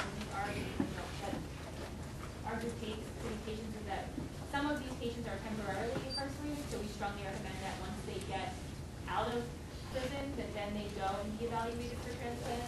Because, like Sunny said, I mean, there's just too many barriers in terms of getting the workup that they need to get, and then potentially coming to their appointments and things like that afterwards. But I mean, I just recently had a very young patient that I was taking care of who was in his 20s. He was going to be getting out of prison within a 6-month time, and I, every day, every week I saw him. I hounded him. I'm like, when you get out of prison, you need to behave yourself and get into a transplant center as soon as possible. If you're too young to be, staying on dialysis, and then you're really hurting yourself by getting yourself in trouble and getting yourself back to jail where you can't potentially then get a transplant. So obviously, depending, I don't know whatever reason he was in jail for, I'm not interested in it at this point, but if I were then the transplant center evaluating him, I'd be very interested in what put him in jail, because I mean, depending on what that is, those are issues that he would need to potentially work out and need to be resolved prior to him being a potential candidate for transplant. But while they're in prison, I know we don't really push the issue. I really just stress that the patients that I know are getting out, at some point I confirm with the patient, when are you getting out? Okay, when you're getting out, you need to do A, B, C, and D. I would add to that, they don't have a priority, but they are equal to anybody else in the community. as far as being eligible.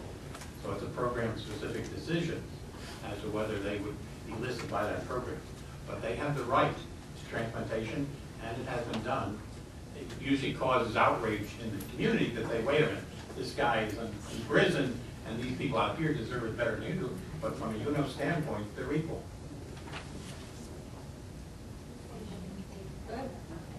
There was an issue that kind of came up, came to discussion sort of recently, whether or not someone had a family member or a friend who was a prisoner who wanted to potentially be a living donor. Now that also brings up the question of, is that living donor going to be able to be brought to all the appointments and do all the testing they need to do, and then have the appropriate post surgical follow-up and long-term follow-up? I mean, there's a lot of questions there, and I don't know the right answer. I mean, I think that goes along also with living donors that I've seen that come from other countries. It's very challenging sometimes to coordinate post-donor follow-up care if there's a barrier to access to the patients. Cosme, go ahead. I have another couple. Who has the question again? So I can direct my eyesight. Thanks. Thank you.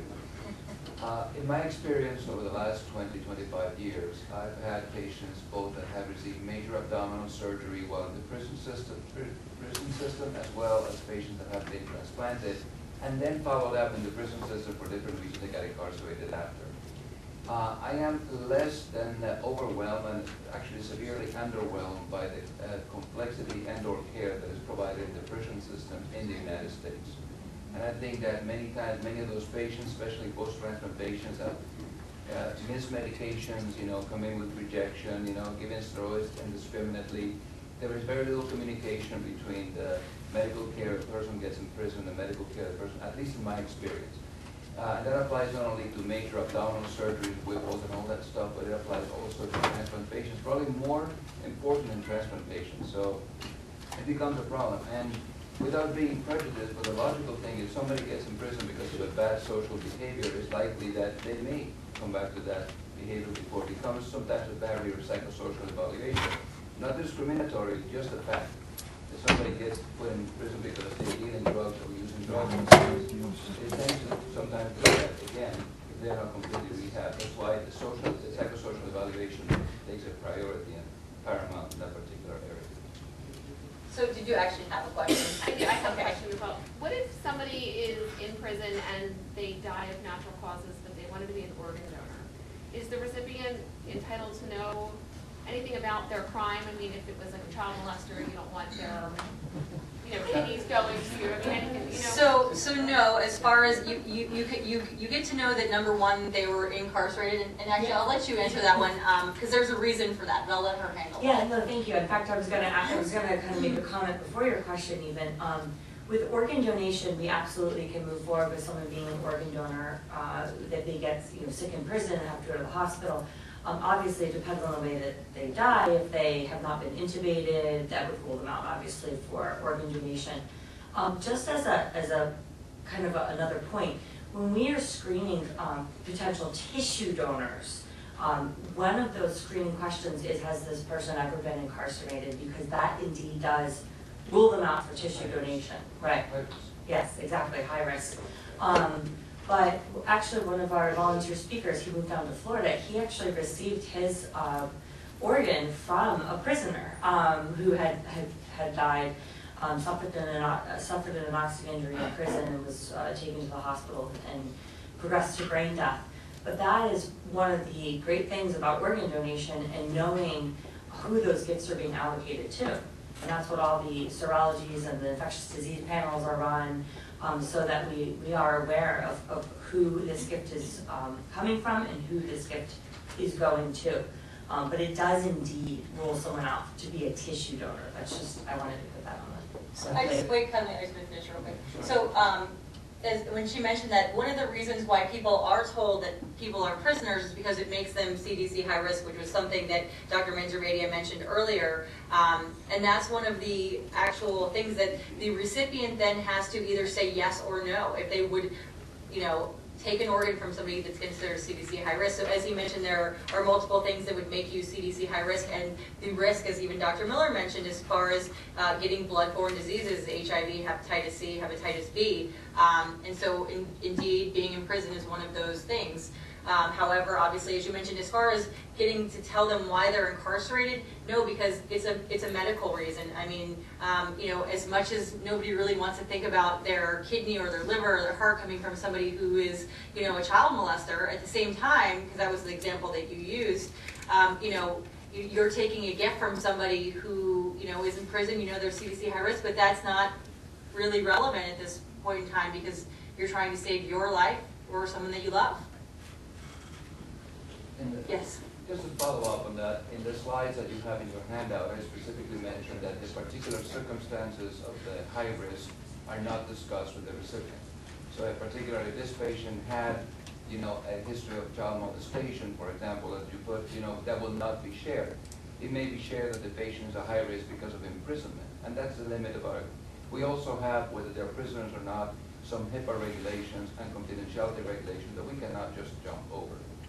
That's one thing. The other thing is that you have to balance, and I think Charlie put it very interestingly, the 1 in 10,000 of getting a transmissible infection not detected by NAT testing, which is the most sensitive testing, versus a 1 in 3 chances of dying on dialysis. So I think that that really puts it in perspective for our recipients, and I certainly learned something from that. Yes. First of all, I want to thank the panel for sharing their stories. I guess my question is a little bit more related to Pam, because I was wondering, as a nurse, I tend to, it seems like you talk of, when people come towards the end of life, we tend to address the issues of organ donation, and you said that you had come forth.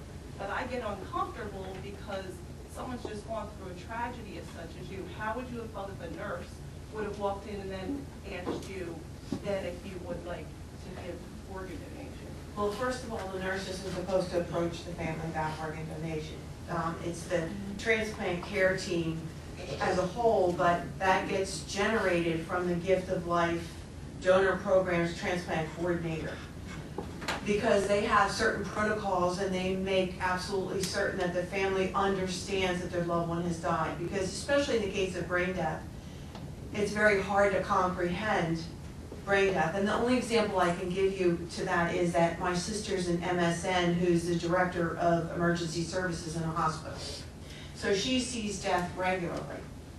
However, when it was my son, her nephew, in that bed, and they pronounced him brain dead, she and I both, but her more than me, had a really hard time accepting, because the body, the chest cavity is still moving because they're still on vent support. The body is still warm to the touch, so for all appearances, you think that they're still alive. And because you love that person so much, it's really difficult to say, yes, they're dead. And so they usually just talk with you first and make sure that you understand what's going on and that your loved one is deceased.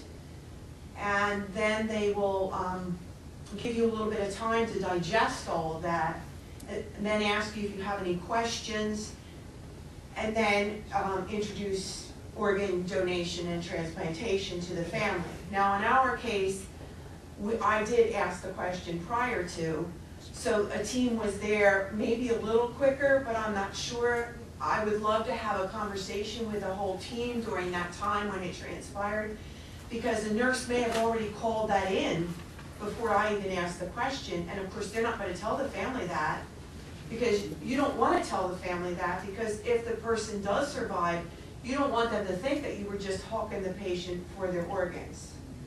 And so there's a fine line there in calling it in, and then they bring somebody on site to do all the evaluative tests and processes from the background, and the family has no idea that they're even there until brain death is pronounced in the majority of cases.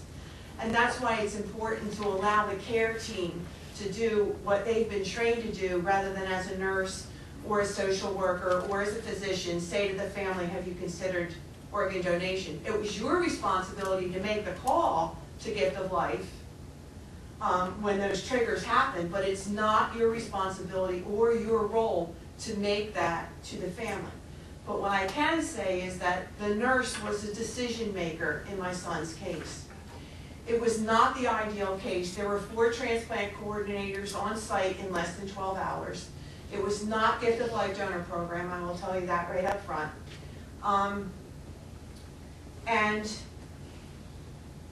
there were a lot of unideal situations that had taken place during all of this time. But because the nurse was so compassionate toward my son and the care that she was giving him, it made a huge difference. And one example is when my son, they came in the morning, 12 hours after, to do the second set of brain death tests. It had only been a few minutes. I sang in my son's ear, and as I finished singing a song to him, the doctor came in and flew the curtain open and said, time of death, 10:37, and wished the curtain closed. Never stayed with us, never explained anything.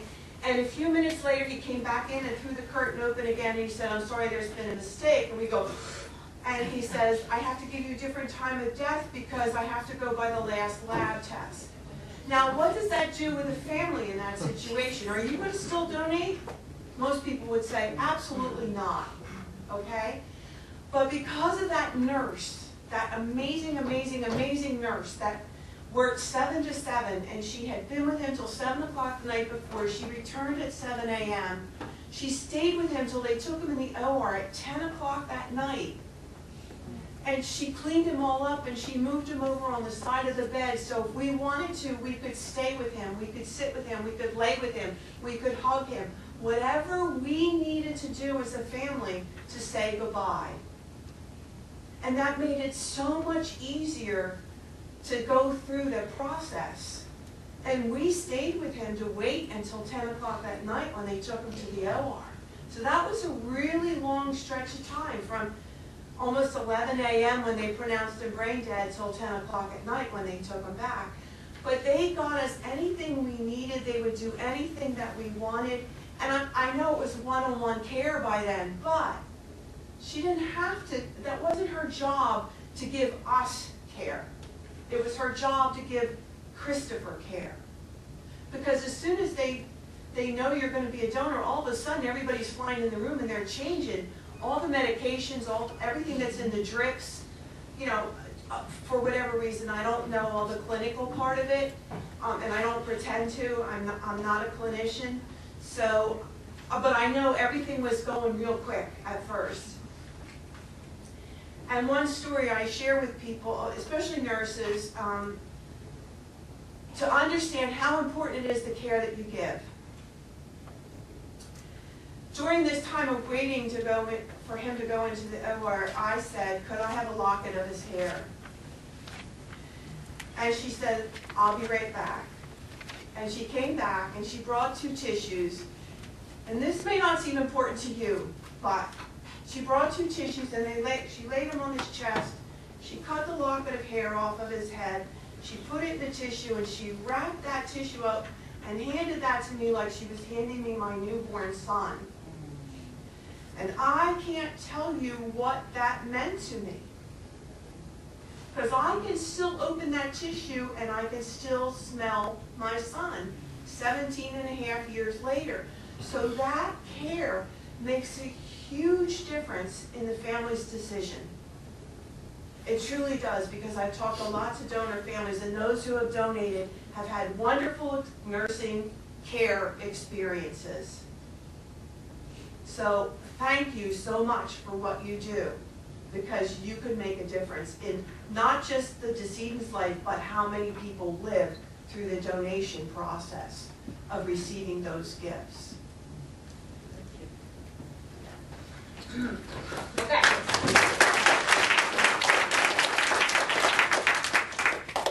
We're going to move on to another really very good question, actually. And this is actually related to our center. And the question is, what is your center doing to educate your currently listed patients about EPTS and KDPI, aside from transplant times at the dialysis centers? So I think this is a great question, and I think currently, I know that in our center, what we're doing is all of our patients who are currently being evaluated, I know that I make it part of my discussion with them to talk about how the allocation system is going to change very shortly, and also the patients who are now coming back in for their annuals, we are reviewing how these changes can affect them. I think we're trying to be as proactive as possible so that people understand the changes that will come up. I recently had a very difficult conversation with a patient who is he is somebody who is preemptive. He's been very stable. He's been on the list for about 900 days. And as a patient who's preemptive, who's got no dialysis time, when this changes, I had to explain to him that potentially patients who have not been listed but have been on dialysis for, I don't know, 5, 6, 7, 8 years will potentially be listed later than him and be transplanted sooner than him.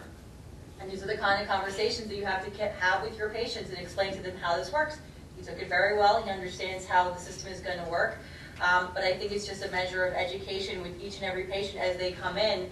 I know that we will be reviewing all of our policy as far as it goes to the actual extended criteria, because when that goes away, we need to educate patients now that there's no more expanded criteria. We'll have to have them come back in, all of our listed patients, and discuss the new criteria system, how we're going to change that, and have them redo all of their paperwork. And that's how we're, and Joel? I think the other answer, the other part of that question is what we have already been doing. And that is that for the past 3 to 4 months, we've been evaluating patients under the guidelines of the new system. We've been entering our patients into UNOS as the requirements for the new system will mandate.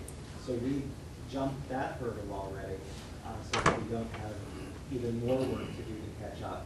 One of the things that we will not do as a center is coerce patients into potentially interpreting the new procedures and the new system and the new allocation system as a reason to join our center.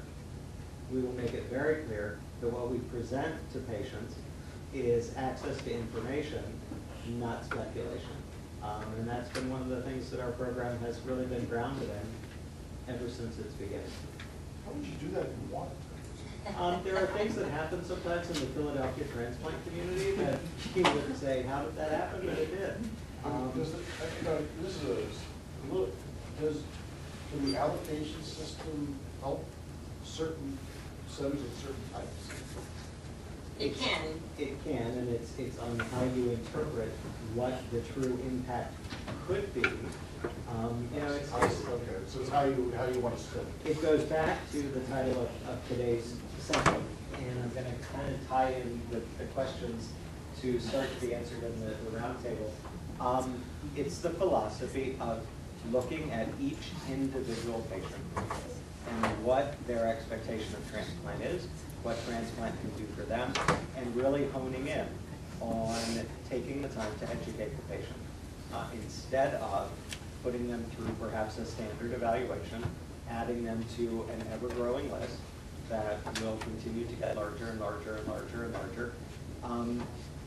We really, I don't want to go there, but I'm going to go there. We make it the patient decision if they want to be transplanted. And once they say yes, then we're going to do everything we can to expedite that transplant. I'm going to finish up 3 quick questions. With this one, mainly they've been covered. I just want to make sure that the people who wrote them know that this has been covered. So this is the new allocation system. This is clarification if the minimal creatinine for creatinine clearance is still going to be 20. So that was discussed with Dr. Margolis earlier. And then obviously still early referral, very important, which she touched on that. Another question was about stats of deaths while on the waiting list. She also brought up a slide between the people who are dying on the waiting list, who died after transplant, and died while on dialysis. I think that was a great representation of all 3 of those. So if you ask that question, it is on her slides. And then the last card I have here, what does it mean when you're on the list pre-dialysis? I think that's an important question because it goes back to the early referral. So patients can be listed on the waiting list to receive active organ offers when their creatinine clearance is less than 20 or 20 or less. I think it's important to know that patients can be listed with a creatinine clearance greater than 20, but they're not then gaining time. So you don't get any benefit besides unless you get a perfect matched kidney. But basically, you don't gain any time. So that's why we don't list patients typically who have creatinine clearances greater than 20. So that's what that basically means. Some people will go ahead and do it just because obviously you're already listed, you've already gone through the process. Sometimes it makes it a little bit easier, but you don't gain any time. And then this talks about which is the most popular blood type to transplant. I don't think so more of a popularity, but more of a availability. One of the changes in the new allocation system talks about B blood groups, because as we know, it takes longer to get an organ for a B blood group, which is why we're opening it up to the A2 to cross over to the B blood groups, so that our patients who have B blood groups will not be challenged by that. And that's the only thing I can say for that. So I have one final question, and then some housekeeping, and my thanks and appreciation to the panel whose work is not done yet, because they're going to be leading roundtable discussions at lunches, and I have those assignments. So kidney donors, once if I'm interpreting this, it's I donated a kidney, now my kidney is failing, and I need a kidney transplant. The question as it's written is under the old guidelines, they, meaning the donor, don't have to be on the waiting list to get a replacement kidney. Will it be the same under the new system? I'm going to try to recapitulate the question. If you have donated a kidney and your remaining kidney fails and you need a transplant, you do get credit for that donation act. You don't immediately go to the top of the line, because again, the line is kind of an ever-moving formation. Under the new allocation system, I believe they have awarded a specific number of points, and it's 4, that will then enhance and speed up the process of waiting based on your first benevolent gift. We're almost done with the formal part of our program. One of the things that that kind of ties in with everyone's experience here is that as a program, we also felt it very important to recognize subtly when a patient moves on to transplant. We do that not with bells and whistles and running up and down the hall saying we transplanted another person, because in transplant, you wait. You never say something that everybody's doing great, everybody's doing fine. You wait until you know certain benchmarks. When a transplant event occurs here at Crozier, we raise the flag of the gift of life. It happens to be raised today. We are quite proud of that. But we missed an opportunity as well. And it was brought to our attention by the other side of the house. Organ procurement and transplant need to stay totally away from one another in a hospital setting, because there can never be even the sense of impropriety that transplant is waiting for an organ, and that is not the case. So we generally do not know when gift of life is in our hospital as a transplant team, but we were motivated by the group who is doing just as important work of guiding our families through difficult times, that every time an organ or organs are procured here, are managed here, the same flag will go up, because it's just as important a reason. So we're proud that the flag goes up whenever it goes up, I guess is